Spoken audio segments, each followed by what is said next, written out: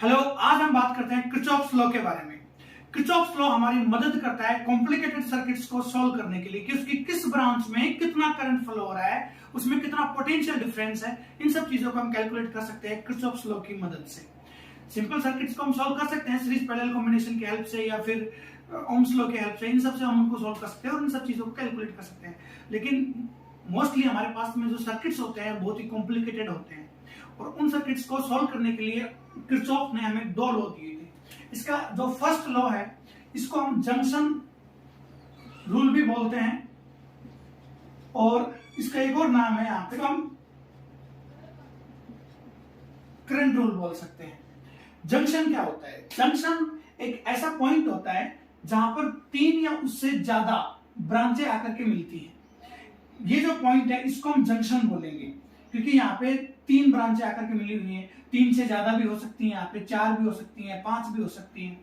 और इस जंक्शन के ऊपर जो नेट करंट होगा वो जीरो होगा। जैसे कि बात करें कि इसमें से जो करंट आ रहा है वो है I1, इसमें जो करंट आ रहा है वो है I2, इसमें से जो करंट आ रहा है वो है I3, इसमें से जो करंट जा रहा है वो है I4, इसमें जो करंट जा रहा है वो है I4। तो यहाँ पे टोटल कितना करंट आ रहा है हमारे पास में? तो हमारे पास में आ रहा है I1 plus I2 plus I3। और कितना करंट जा रहा है इसमें से? तो इसमें से जा रहा है करंट I4 और करंट I5। ये करंट इसमें से जा रहे हैं। तो जितना करंट इसमें आएगा उतना ही करंट इसमें से जाएगा। यहाँ पे कोई स्टोरेज नहीं है कि वहां पे वो करंट आकर के स्टोर हो जाए। करंट का मतलब क्या होता है? Rate of flow of charge, यानी कि यहाँ पे जो चार्ज आ रहा है वो चार्ज स्टोर हो जाए। ऐसा यहाँ पे कोई स्टोर नहीं है उसको स्टोर करने के लिए। तो ये जो किरचॉफ का जो फर्स्ट लॉ है ये law of conservation of charge को ही एक्सप्लेन करता है, उसी पे बेस्ड है। और ये जो सिस्टम है कि जितना चार्ज आ रहा है उतना ही चार्ज आ रहा है, ये हमें बताता है कि इसके कंटिन्यूटी बताता है, यानी कि प्रिंसिपल ऑफ कंटिन्यूटी को भी एक्सप्लेन करता है ये सब चीजें। अगर नेट यहाँ पे बात करें कि इस पॉइंट पे नेट चार्ज कितना हुआ, और अब जैसे हम बात करें कि जो करंट आ रहा है अगर हम उसकी वैल्यू को पॉजिटिव ले लेते हैं, जो करंट इसमें से जा रहा है सिंपल सी बात है उसकी वैल्यू फिर नेगेटिव हो गई। तो यहाँ पे जो नेट करंट हो गया वो हमारे पास में होगा I1 plus I2 plus I3 minus I4, क्योंकि I4 करंट इसमें से जा रहा है ना कि इसमें आ रहा है, minus I5 is equals to 0। So ये जो किरचॉफ का फर्स्ट लॉ है ये हमारी हेल्प करता है जब हम कॉम्प्लिकेटेड सर्किट को सॉल्व करते हैं उसके अंदर कि उसकी किस ब्रांच में कितना करंट जाएगा। तो उसके जो जंक्शंस जो होते हैं वहां पे हम इसी रूल की हेल्प से ये बता पाते हैं कि इस ब्रांच में इतना करंट जा रहा है, इस ब्रांच में इतना करंट जा रहा है। तो ये हमारे न्यूमेरिकल सॉल्व करने में बहुत मदद करता है ये किरचॉफ का फर्स्ट रूल। किरचॉफ का जो फर्स्ट रूल है वो ये बताता है कि जितना करंट इस पॉइंट पे आ रहा है, जंक्शन पे आ रहा है, उतना ही इसमें से जाएगा। यानी कि the sum of the currents directed towards a point in a circuit is equal to the sum of the currents directed away from that point.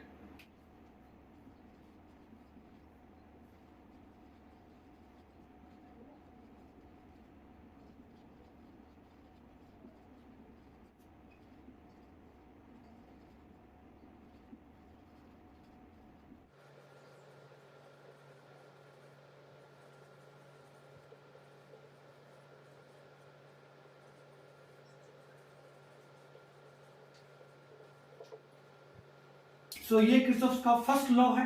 The sum of the currents directed towards a point in a circuit is equal to the sum of the currents directed away from that point. जितना इसमें current आ रहा है उतना इसमें से current जाएगा। इसको एक और लैंग्वेज में बोल सकते हैं कि the net current at the junction is always zero, यानी कि यहाँ पे जो नेट करंट होगा जंक्शन पे वो हमेशा क्या होगा? जीरो होगा। तो ये तो इसके लिए था कि जितना करंट आ रहा है उतना करंट इसमें से जाएगा। और इसी लैंग्वेज को हम ऐसे भी बोल सकते हैं the sum of all currents at junction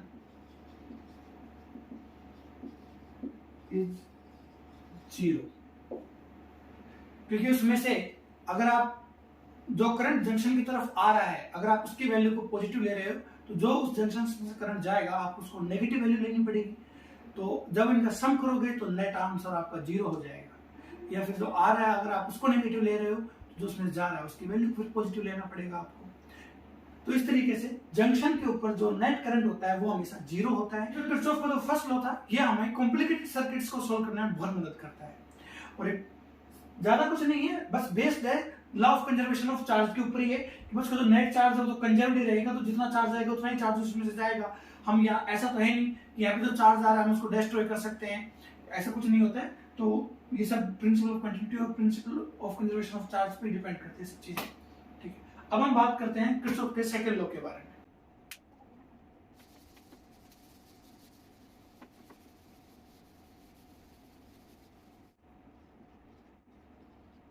Kirchhoff second law, Kirchhoff second law में क्या कहता है, ये कहता है कि the algebraic sum of all the potential differences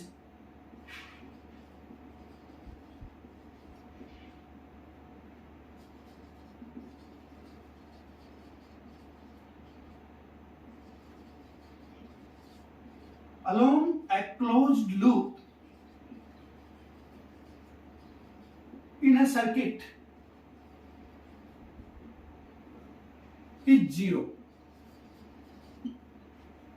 ये कहता है कि किसी भी क्लोज सर्किट के अंदर, सर्किट क्लोज होना चाहिए, ओपन सर्किट नहीं होना चाहिए, उसके अंदर जितने भी तो पोटेंशियल डिफरेंसेस हैं अगर हम उनका सम करते हैं तो कितना होता है, जीरो होता है। The algebraic sum of all the potential differences along a closed loop in a circuit is zero. अब देखो पोटेंशियल डिफरेंसेस कहां मिल सकते हैं हमें, पोटेंशियल डिफरेंसेस हमें मिलते हैं किसी भी सर्किट के अंदर, जैसे कि ये कोई सर्किट है और उस सर्किट, ऐसे कॉम्प्लिकेटेड सर्किट्स को सॉल्व करने के लिए तो किरचॉफ के लॉ काम आते हैं, सिंपल को तो हम वैसे सॉल्व कर ही सकते थे। तो यहाँ पे देखो, अब इसमें करंट की डायरेक्शन ये है, ठीक है, अब इसमें जो करंट आ रहा है, तो जब करंट इस डायरेक्शन में फ्लो हो रहा है तो सिंपल सी बात है इसका पोटेंशियल ज्यादा होगा और इसका पोटेंशियल, इस पॉइंट का जो पोटेंशियल है थोड़ा ज्यादा होगा और इसका जो पोटेंशियल थोड़ा कम होगा। तो यहाँ पे भी क्या है, पोटेंशियल डिफरेंस है, यहाँ पे भी क्या है, पोटेंशियल डिफरेंस है, तभी तो इसमें करंट फ्लो हो रहा है। ऐसे इसमें भी क्या है, पोटेंशियल डिफरेंस है, इसलिए करंट फ्लो हो रहा है इसके अंदर। अब इसमें मान लो करंट की डायरेक्शन जो है वो ये वाली है, क्योंकि इधर एक बैटरी है, इसमें करंट की डायरेक्शन फिर ये हो जाएगी, क्योंकि इस जंक्शन के ऊपर इधर से भी करंट आ रहा है, इधर से भी आ रहा है, तो इधर को जाएगा, नेट करंट जीरो होना है, किरचॉफ का फर्स्ट रूल। ऐसे ही यहाँ पे डायरेक्शन ये है तो इधर साइड डायरेक्शन ये हो जाएगी, ये भी एक जंक्शन बन गया यहाँ पे। अगर हम इसमें बात करें तो इसमें हमारे पास में टोटल कितने जंक्शन है, तो इसमें हमारे पास में केवल दो जंक्शन है। एक जंक्शन हमारे पास में यहाँ पे ये वाला, और दूसरा जंक्शन हमारे पास में ये है, क्योंकि यही वो पॉइंट है जहां पर कि हमारे पास में इस साइड से भी तीन लाइनें आकर के मिल रही है। यहाँ से एक लाइन इधर से आ रही है, एक इधर से और एक इधर से, यहाँ पर भी तीन आ रही है। हम इसको जंक्शन नहीं बोल सकते हैं। इसको जंक्शन क्यों नहीं बोल सकते हैं, क्योंकि ये कोई जंक्शन नहीं है, ये केवल टर्निंग है, वायर है जो ऐसे कि टेढ़ा होकर रखा हुआ है और कुछ भी नहीं है। तो ये क्या है, केवल टर्निंग है। तो ये घुमाव है बस, ये उससे ज्यादा कुछ भी नहीं, ये भी केवल घुमाव है, ये भी एक घुमाव ही है। तो जंक्शन केवल यहाँ पे हमारे पास में दो जंक्शन है, और ब्रांच कितनी है यहाँ पे, तो देखो जंक्शन तो हम समझ गए कि ये दो पॉइंट हमारे पास में क्या हुआ, जंक्शन, और ब्रांच कितनी है, ब्रांच यहाँ पे इस वर्ड को समझो आप, ब्रांच क्या होती है कि ब्रांच होती है कि दो जंक्शन के बीच में, जंक्शन ये हो गया और ये, इन दो जंक्शन के बीच में जो भी एलिमेंट लगे हुए हैं, एक और वर्ड एलिमेंट, ठीक है। ब्रांच क्या होती है, बिटवीन टू जंक्शन, दो जंक्शन के बीच में जो है वो ब्रांच है। एलिमेंट क्या होते हैं, ये एलिमेंट है, रेजिस्टेंस एलिमेंट है, बैटरी है, जो एलिमेंट है जो उस पर लोड लगा होता है, वो सब एलिमेंट्स होते हैं। तो ये सब एलिमेंट्स होते हैं जिसके अक्रॉस कुछ ना कुछ पोटेंशियल डिफरेंस होता है, तो उन सबको हम क्या बोलते हैं, एलिमेंट्स। तो यहाँ पे बैटरी, रेजिस्टेंस, ये सब हमारे पास में एलिमेंट्स हो गए। अब देखो हम ये नहीं कह सकते कि ये यहाँ से यहाँ तक एक ब्रांच है, ये कंप्लीट यहाँ से लेकर के और यहाँ तक एक ब्रांच है, पूरी एक ब्रांच है। पूरी एक ब्रांच कैसे है, क्योंकि जंक्शन, दो जंक्शन के बीच में, तो यहाँ पे हमारे पास में तीन ब्रांचें हैं। यहाँ पे हमारे पास में एक ब्रांच हमारे पास में यहाँ से लेकर के और ये वाली है, एक ब्रांच ये वाली है, इधर से घूम के जो आ रही है ये वाली है, और एक ब्रांच हमारे पास में ये है। तो ऐसे करके हमारे पास में यहाँ पे तीन ब्रांचें हैं और जंक्शन हमारे पास में दो हैं। और अगर हम यहाँ पे बात करें लूप, तो लूप क्या होती है? लूप होता है क्लोज्ड पाथ। लूप क्या होती है? लूप होती है हमारे पास में क्लोज्ड पाथ। तो अब जैसे हम इसका नोमेनक्लेचर का नाम दे देते हैं, अब जैसे हम इसको नाम दे देते हैं, यह ए बी सी डी ई और ये पॉइंट है एफ। तो यहां पे हमारे पास एक तो लूप बन गई ये A D E F A, तो एक तो लूप हो गई हमारे पास A D E F A, एक लूप तो ये हो गई। दूसरी लूप हो गई हमारे पास में ए बी सी डी ए, और तीसरी लूप हो गई हमारे पास में ये कंप्लीट, ऐसे F A B C D E F.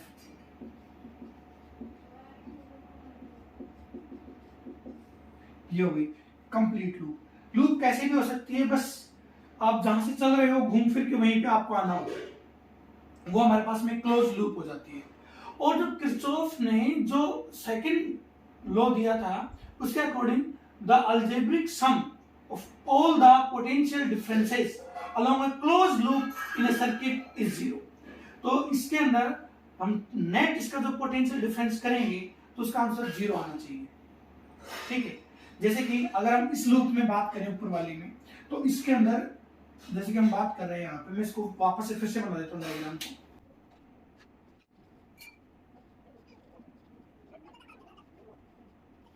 एक क्लोज लूप हो गया हमारे पास में, तो हम यहाँ पे जैसे करंट की डायरेक्शन हमने ली है ये वाली, इस डायरेक्शन में यहाँ पे हमने ये डायरेक्शन ली है और यहाँ पे ये डायरेक्शन ली है। तो हम इसके पोटेंशियल डिफरेंस है, जैसे कि इसका माना V1, इसका माना V2, इसका माना V3, इसका रेजिस्टेंस R1, इसका रेजिस्टेंस R2, इसका रेजिस्टेंस R3 और ये है R4।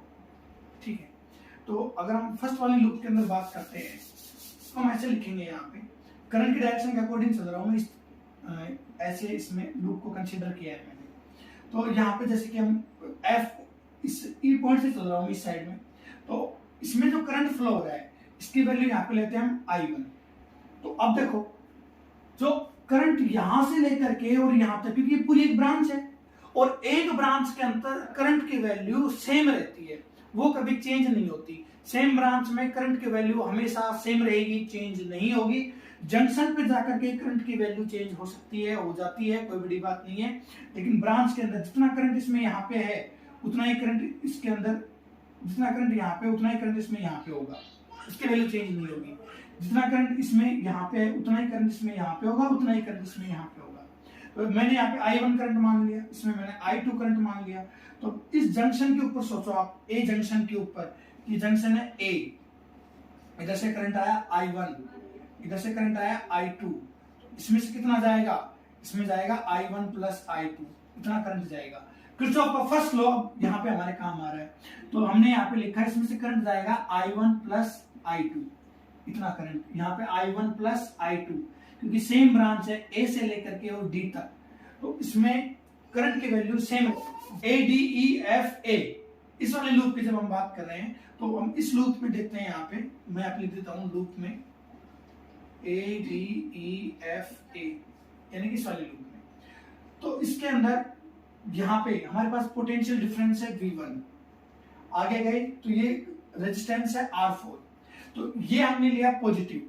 अब इसका जो पोटेंशियल डिफरेंस है, पोटेंशियल डिफरेंस कितना होता है किसी भी रेजिस्टेंस के अक्रॉस? करंट इनटू रेजिस्टेंस, तो करंट इनटू रेजिस्टेंस यानी कि IR, ये इसका पोटेंशियल डिफरेंस हो गया। लेकिन इसका पोटेंशियल डिफरेंस क्या होता है? नेगेटिव होता है। नेगेटिव क्यों होता है किसी भी रेजिस्टेंस का पोटेंशियल डिफरेंस? इसमें करंट ऐसे फ्लो हो रहा है, करंट है I, इसका रेजिस्टेंस है R। अब यहाँ का पोटेंशियल, ये पॉइंट है A और ये पॉइंट है हमारे पास में B, तो A पॉइंट का जो पोटेंशियल है VA, ये बड़ा होता है इससे VB से, ये इसकी वैल्यू VA की वैल्यू ज्यादा है, तभी तो इसमें हायर पोटेंशियल से लोअर पोटेंशियल की तरफ चार्ज फ्लो करेगा। तो हम जब इसका डिफरेंस निकालेंगे तो हम करेंगे यहाँ पे VB माइनस VA, और इसकी वैल्यू हमारे पास में नेगेटिव आएगी, क्योंकि VA क्या है? Greater than VB। तो जबकि यहाँ पे अगर हमारे पास में कोई बैटरी लगी हुई है इस टाइप से, अब हम देखते हैं यहाँ पे, तो ये कैसे, इसका नेगेटिव टर्मिनल है, और ये इसका कैसा है, पॉजिटिव टर्मिनल है। तो VB जो है करंट में, तो VB जो है, हाँ इसी टाइप से करंट ऐसे फ्लो है, तो VB जो है इसकी वैल्यू ग्रेटर होगी VA से, तो यहाँ पे क्या होगा, VB इसकी आंसर आएगा पॉजिटिव। तो इसलिए हमने इसको तो हम क्या लेंगे, पॉजिटिव, और जो रेजिस्टेंस के अक्रॉस जो पोटेंशियल डिफरेंस हमें मिलेगा वो मिलेगा नेगेटिव, वो मिलेगा हमें माइनस I1R4। अब यहां पे देखो आप, यहां पे करंट की डायरेक्शन क्या है, ये है I2 करंट की, रेजिस्टेंस कितना है R2। हम कैसे जा रहे थे, हम जा रहे थे ऐसे कैलकुलेट करते हुए, तो ऐसे कैलकुलेट करते हुए जा रहे तो करंट हमारे लिए क्या हो गया, नेगेटिव हो गया। तो इस कारण हम यहाँ पे इसको माइनस I2R2 इसको हम माइनस यानी कि पॉजिटिव बन जाएगा हमारे लिए। और वहां पे अगर हम बात करें इसको, तो करंट हम कैसे जा रहे हैं, हम जा रहे हैं इस तरीके से ऐसे कैलकुलेट करते हुए। अब हमें पहले मिला पॉजिटिव, बाद में मिला नेगेटिव, इसका भी सिस्टम क्या हो गया था, यहाँ पे ये पॉजिटिव वैल्यू आ जाएगी हमारे लिए। ये पॉजिटिव वैल्यू कैसे आ जाएगी हमारे लिए, क्योंकि यहाँ पे इस पॉइंट का पोटेंशियल कम है, इसका ज्यादा है, तो ज्यादा में से कम को सब्ट्रैक्ट करेंगे तो हमारे पास वैल्यू क्या आएगी, पॉजिटिव आएगी। भाई यहाँ पे तो क्या था, इसका ज्यादा था, इसका कम था, तो ज्यादा में से कम को सब्ट्रैक्ट करेंगे। अब देखो यहाँ पे अब हम जाएंगे यहाँ पे, अब यहाँ पे करंट की डायरेक्शन अपोजिट है, जैसा कि हम चल रहे थे इस डायरेक्शन में ऐसे, तो यहाँ पे करंट हमारे अपोजिट आ रहा है, तो यहाँ पे वैल्यूज चेंज हो जाएंगी। यहाँ पे ये वाला पॉजिटिव आएगा और ये वाला नेगेटिव आएगा। ये वाला पॉजिटिव ऐसे आएगा कि हम इस पॉइंट की वैल्यू ज्यादा है, इसकी कम है, तभी तो करंट ऐसे जा रहा था। अब हम क्या करेंगे, ज्यादा में से कम को सब्ट्रैक्ट, तो वैल्यू पॉजिटिव आएगी, तो I2R2, और इसके अंदर इसमें से इसको सब्ट्रैक्ट करेंगे तो माइनस में से कम में से ज्यादा वाला को सब्ट्रैक्ट करेंगे तो नेगेटिव वैल्यू आएगी, तो माइनस V2। अब हम गए इधर करंट की डायरेक्शन में, अब मिला हमें R1। अब बताओ R1 में कितना करंट फ्लो हो रहा है, कितना, I1। क्यों, क्योंकि ये यहां से और यहां तक एक ही ब्रांच है, ये ऐसे, तो सेम ब्रांच है तो सेम करंट रहेगा, तो इसमें हो गया minus I1R1 is equals to 0। ये हो गया कि हम इसको ऐसे लिख सकते हैं यहाँ पे V1 minus V2 is equals to I1R4 minus I2R2 plus I1R1, यानी उसका जो नेट EMF डिफरेंस है, EMF डिफरेंस वो किसके इक्वल होता है, उसके product of resistance and current, ठीक, sum of product of resistance and current, ये इसके इक्वल होता है किसी भी क्लोज लूप के अंदर। ABCDA ये लूप ले रहे हैं हम यहाँ पे। इस लूप के अंदर हमें करंट की डायरेक्शन की में ऐसे हम ये लूप कंसीडर कर रहे हैं। इस लूप में हम देखते हैं कि A पॉइंट से चलते हैं हम यहाँ पे, तो A से लेकर के और B तक, ये कोई ब्रांच नहीं है A से लेकर के B तक, क्योंकि इन दोनों के बीच में कोई भी एलिमेंट नहीं है। ऐसे ही C से लेकर के D तक ये कोई ब्रांच नहीं है, D से लेकर के और E तक ये भी कोई ब्रांच नहीं है। क्यों नहीं है, क्योंकि इन दोनों पॉइंट्स के बीच में E और D के बीच में कोई एलिमेंट नहीं लगा हुआ, कोई रेजिस्टेंस है, कोई बैटरी नहीं लगी हुई है, कोई जंक्शन नहीं है, तो ये कोई ब्रांच नहीं है, कुछ भी नहीं है, सेम है इनका पोटेंशियल सेम। D और C का भी सेम सिस्टम है, क्योंकि इनके बीच में भी ऐसा कोई एलिमेंट लगा हुआ नहीं है। तो इस डायरेक्शन हम A से चलते हैं, तो A से B तक कुछ नहीं है, और B से हम जब यहाँ तक जाएंगे तो हमारे पास में है R3, और करंट कितना है इसमें, I1 प्लस I2, सो I1 प्लस I2 ये करंट इनटू में R3। आगे क्या है, V की वैल्यू आएगी हमारे पास में नेगेटिव, और उसके बाद में D के बाद में V2 की वैल्यू आएगी पॉजिटिव, और minus I2R2 is equals to 0। इस तरीके से हम बहुत सारे कॉम्प्लिकेटेड सर्किट्स को सॉल्व कर सकते हैं। किसी भी कॉम्प्लिकेटेड सर्किट के अक्रॉस कितना रेजिस्टेंस है हम उसको कैलकुलेट कर सकते हैं, और ये हमारे बहुत सारे न्यूमेरिकल्स में हेल्प भी करता है। जैसे कि एक एग्जांपल से समझो इसको,